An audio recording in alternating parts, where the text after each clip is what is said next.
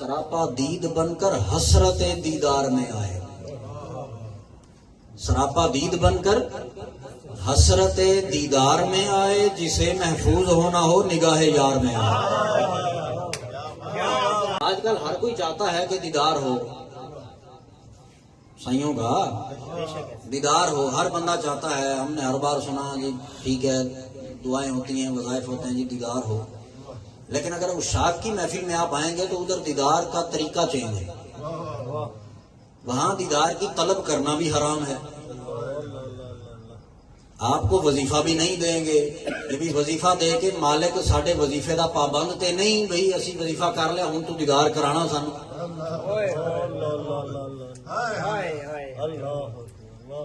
یہ چیزیں ہیں، بس خاموشی سے وہ خوب جانتے ہیں میرے دل کا حال، تک آتا نہیں ہے اس لیے لب پر سوال تک۔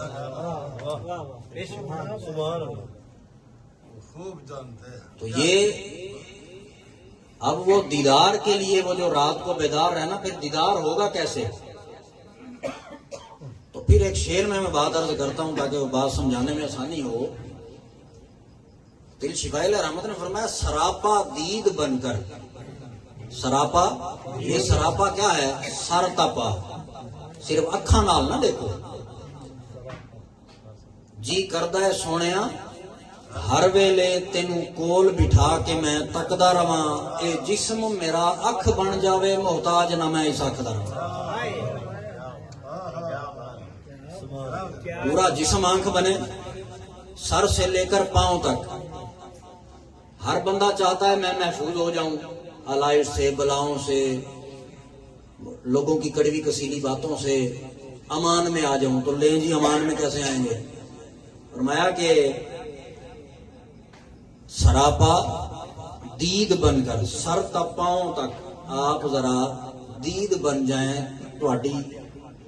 تہاڈا سر بھی تے پیر بھی، ہر جسم دا انگ انگ وہ نگاہ بنے۔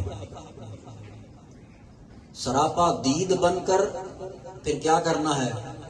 پھر فرمایا نہیں ابھی بن گئے نا، پھر بھی یہ نہیں کہنا کہ میں تے مالک کی کرم نوازی تیری نال میں ہو گیا ہوں، سراپا بنا لیا میں، دید ہو گئی ہوں کرم نوازی فرمایا نہیں، سراپا دید بن کر حسرت دیدار میں آئے، طلب دیدار نہیں، وہ ایک حسرت کسک سی ہو دل میں۔ سراپا دید بن کر حسرت دیدار میں آئے، جسے محفوظ ہونا ہو نگاہ یار میں آئے۔